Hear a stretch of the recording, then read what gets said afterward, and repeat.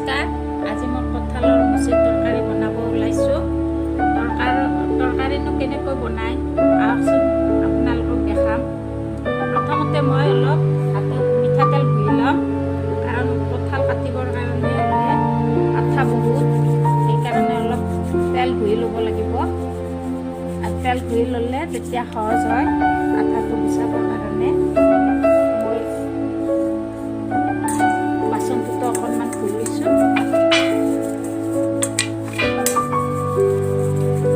এতিয়া মই কঁঠালখিনি কাটি ল'ম ধুনীয়াকৈ।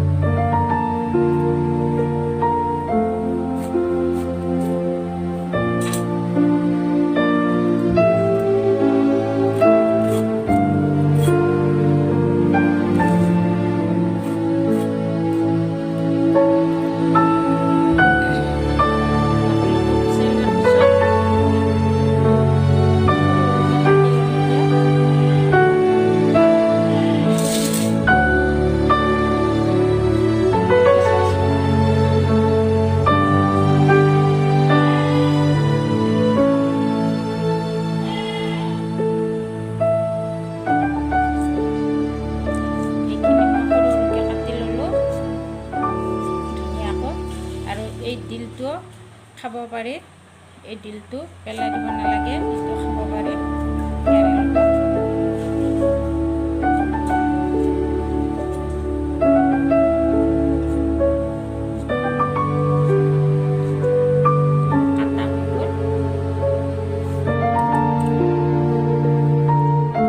ইয়াৰে লগত মই 4টা মিডিয়াম সাইজৰ আলু দি দিলোঁ।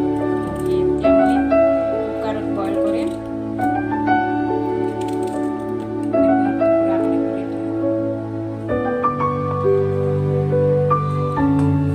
ইয়াতে মই পানী দি দিলোঁ।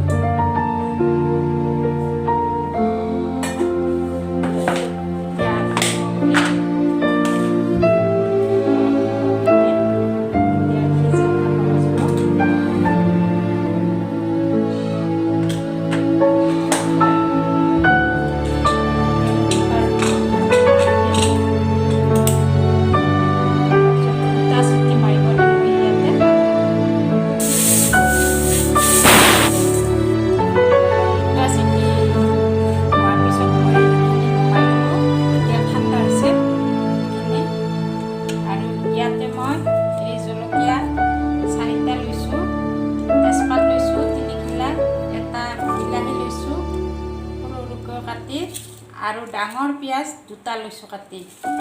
এইখিনি মই এতিয়া এইখিনি জিৰা পিচি লৈছোঁ, আৰু এইখিনি মই আদা নহৰু একেলগে মই মিক্সিত পিচি লৈছোঁ। এতিয়া মোৰ কেৰাহীটো গৰম হৈ গ'ল।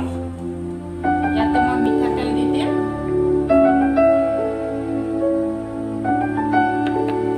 মই আন্দাজ মতে তেল দি দিছোঁ ইয়াতে।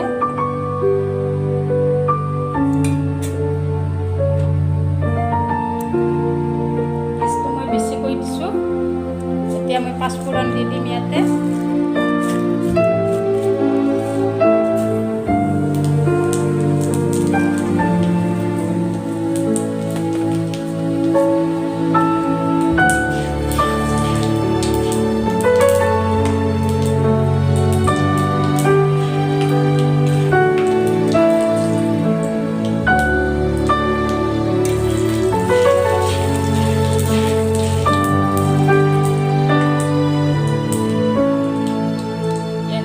তেজপাত কেইটা দি দিম এতিয়া।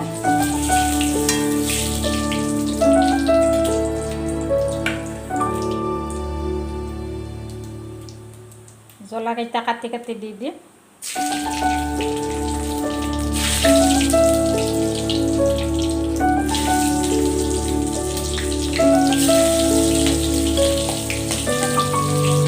এতিয়া মই পিঁয়াজখিনি দি দিম।